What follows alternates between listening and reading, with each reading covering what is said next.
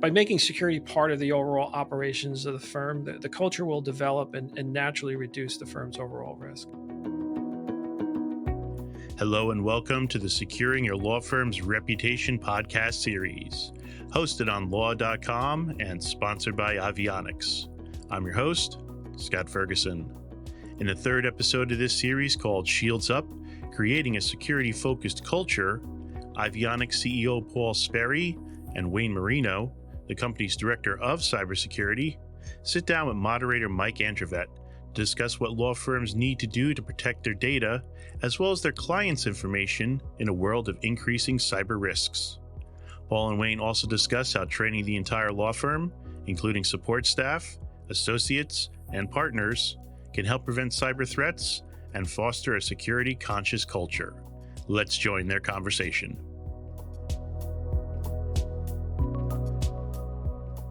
Hello, and welcome to part 3 of our podcast series, Securing Your Law Firm's Reputation. Today, how law firm managers can protect themselves from a variety of cybersecurity threats by securing their law firm culture. Our program is sponsored by the technology experts at Ivionics. I'm your moderator, Mike Andrevet. Paul Sperry joins me. Paul is the CEO of Ivionics. Paul, thanks for joining us. Thanks, Mike. Glad to be back. And Wayne Marino, who is the company's Director of Cybersecurity. Hello, Wayne. How's it going? Pleasure to be back. I think we can agree that law firms are rich targets for cyber intrusions, but to ground us in this conversation, can you talk about what form those intrusions typically take? Sure, absolutely. Yeah, what we typically see is mostly phishing type of attacks. Those phishing attacks will either try to get the users to provide their credentials or try to trick the user into providing remote access into their machine. This type of attack could lead to other things as well, like we see like ransomware attacks where the attacker may try to encrypt the files on the network or on the machine and potentially try to demand a ransom in relation to extorting the firm because they have access to the client's confidential data. A good example of this is to prevent something like this is security awareness training, right? Where we train the users on how to identify these types of attacks and to, what to do in these types of situations to prevent it. Paul, Wayne touched on this a little bit, but I always wonder, what are these bad actors looking for? And in your experience, are law firms, doing enough to protect both their firm's data and their clients' confidential information? So we talked on a little bit about this in the first episode. What they're really looking for is information with the greatest intrinsic value that can be monetized. We're often asked the proverbial question, or what are other firms our size doing? Which surprisingly and sadly still appears to be the most common method firms are using to ascertain their security strategies. To really determine whether a firm is doing enough, we would need to know more, such as, what does their security posture look like? What's their risk tolerance? What practice areas do they have? Information systems, and even their culture. In general, we see kind of two schools of thought out there. It's, those that, haven't experienced an incident and they're doing the minimum, such as, strong passwords, antivirus, MFA, security awareness training. Really just the basics that, their IT team or an outsourced MSP is handling for them. The other school, which is the ones that are the misfortunate, who have had an incident and they're actively engaging in their security programs. They're implementing, vulnerability management, security monitoring. They're often using GRC software to establish a framework, bringing in security experts to really, help manage the firm's overall risk. Wayne, I remember in the last episode, we spoke about developing an effective IT security framework, basically a plan. But any plan's only as good as the people who are implementing it. So in a typical law firm, when you were first called in, what's the culture like? Typically, we see firms' culture focused around work production, right? Sometimes this culture can conflict with cybersecurity initiatives because security either disrupts the typical workflow or it can kind of slow down that process. Other reasons why firms may have undeveloped cybersecurity programs may be because the firms are under the impression that they're too small or it's too difficult for them to accomplish. Firms don't fully understand that retrofitting cybersecurity could be more costly and more difficult to, change people's way of working, and, change just in general could be difficult. So adopting it at an earlier stage, it could be a lot easier for the firm. And not only that, it allows the firm to scale those costs over time rather than just getting hit with a big bill later on. Well, this may be an sound like an obvious question, but when you go in to secure the law firm culture, what are you seeking to accomplish or change from what's currently being done? First and foremost is awareness. I like to say everybody needs to be in the know. The reality is we're all busy and have a zero tolerance for mistakes, especially those that can shut a firm down for hours, days, or longer. Example of awareness is just ensuring that the users have the basic preventative steps. What to look out for: suspicious emails, mass links, just strange phone calls, who to contact when they have a question. Do they go to IT? Do they go to a supervisor or a colleague? Who is that contact person? And what do they do with these phishing emails and other threats? Are they saving them, forwarding them, deleting them? All of those are things that just should be known. Another example of awareness is just how do you identify and respond to situational changes, like you can't log in or you can't open a file that's corrupt, or even I've lost a personal device that had corporate, the firm's emails on it. Who do I notify? What do I do about that? Some firms like to gamify this effort, to build the awareness. But regardless, the basic mindset that should be out there is just think before you click. And Wayne, how important is it to get buy-in, both from management, but the attorneys as well, and support staff who work at the firm? It's critical. If you don't have buy-in, you're not going to have any results, really. But what does buy-in mean, right? As we were speaking earlier, it's kind of like a cultural change, right? Upper management down to the staff, and it's a continuous effort to ensure the security standards meet the risks of today. The alignment of management and staff creates a culture of security awareness, like we just mentioned, throughout the entire firm.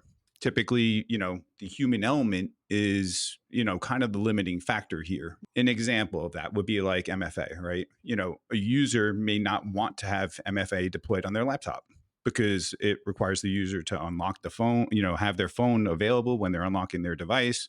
And it just overall slows down the workflow. So what is that, like multi-function access?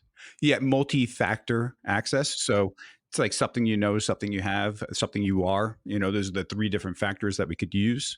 And what that means is that, users don't like that impediment to their workflow, but if they better understood, what the reason for it was, that it's protecting the critical data on that laptop. That's where, we need that alignment between upper management and staff, and, the better understanding, through awareness and training, that we create this new culture throughout the firm. Right. There's that tension, at least perceived maybe by the folks you work with, between the productivity and the security. So how do you go about training an entire law firm, beyond awareness that you've discussed? What is it that you're teaching?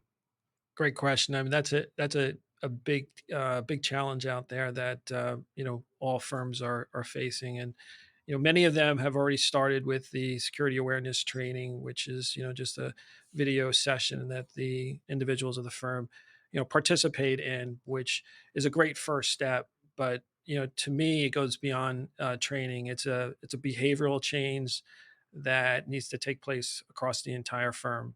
It's a continuous effort of communicating things like, what are our security best practices, and what are the most common active threats or most recent attacks. Are there new updates to our security policies? These are things that the firm should share on a regular basis. Similar to the way they announce, "Hey, we've got a new client," or "We've got new matters." Announcing these security initiatives and successes, such as the firm has experienced you know zero security incidents in the last quarter of the last year, or no staff has failed an internal phishing test this month. By making security part of the overall operations of the firm, the culture will develop and naturally reduce the firm's overall risk. Well, Wayne, further complicating your life, professionals, including myself, often conduct themselves differently at the office than they might at home. So, how do you take into account the remote work environment? Yeah, that's correct. I mean, users can act differently at home, but there are other risks, not just, related to the way that they act. When we talk about a work environment in the office, that's set up by IT professionals and cybersecurity professionals. Your home and public networks that you may be connected to don't have all those same security standards built into them. So basically, what that means is when you're out of the office, there's new risks that are introduced to the user. So what do we do to combat that is we kind of adapt a zero trust, methodology for making sure that that device is secure.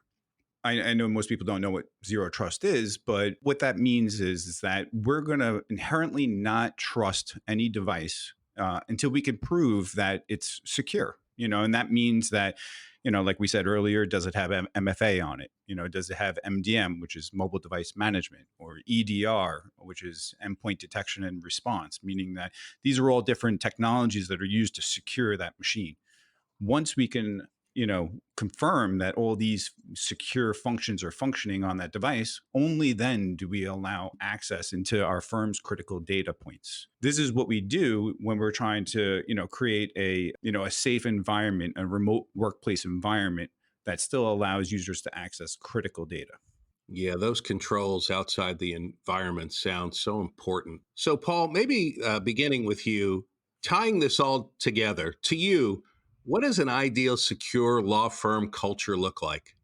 Wow, big question. So for me, it's a security first, mindset, and recognizing that security is everyone's responsibility, not just IT. In today's world, everything we do has got a security implication. Knowing what that is critical. One of the things that I've been hearing more about is that clients are now evaluating the security awareness of both the firm and the attorneys when they're selecting counsel. That's kind of an indication of how important it really is. Absolutely. And Wayne, what are your thoughts? Yeah, I mean, to me, actions are kind of louder than words, right? If the firm takes, security seriously, the staff is going to follow that, right? But that also means having like a comprehensive plan to that, right? For the firm to have. First I would say is selecting a qualified professional, either a CISO or CIO or, a security consultant. This could be either external to the company or internal to the company, but somebody to advise them with proper credentials like a CISSP to help advise them of what risks there are to the firm, and just be knowledgeable of what's out there cybersecurity wise and available to the firm. Two, the next portion I would say is that, to perform an assessment, right? Determine the inherent risks, right? This may come in the way of a security audit, penetration test, or a vulnerability test. All these different types of tests provide different information that will help the company get an understanding of the different risks that are out there to the firm. And then the next portion is to identify those risks, which is your risk tolerance, and then, kind of determine whether or not, are these things we're going to remediate and fix, or are these things we're going to accept the risk because it's not that, probable, or we don't think that there's not much exposure there. So there's different options there related to the risk tolerance. And once you get this list vetted out, then you're going to set a budget. You're going to revise it periodically. And really, the most important final step is the commitment to it. It's not one of those things that you could just, have one meeting, set a budget, come back, a year later and everything's perfect. Something that takes continuous reviewing and making sure that, everybody's doing their part, and even, upper management themselves are doing the right thing. So the commitment is probably the most important factor there. This is such important information. And gentlemen, to both of you, thank you for that roadmap. Oh, it's my pleasure. Thank you for having us. Thanks, Mike. We appreciate it. That's all we've got time for today. And to our listeners, be sure to check out the first two parts of this podcast series called Securing Your Law Firm's Reputation. And thanks to Ivionics for being our sponsor. That's IVIONICS.com for even more information. I'm Mike Androvette. We'll see you next time. That's all the time we have for this discussion. Check out other episodes in this series to learn more about cyber risk and cybersecurity. I'm your host, Scott Ferguson. Thanks for listening.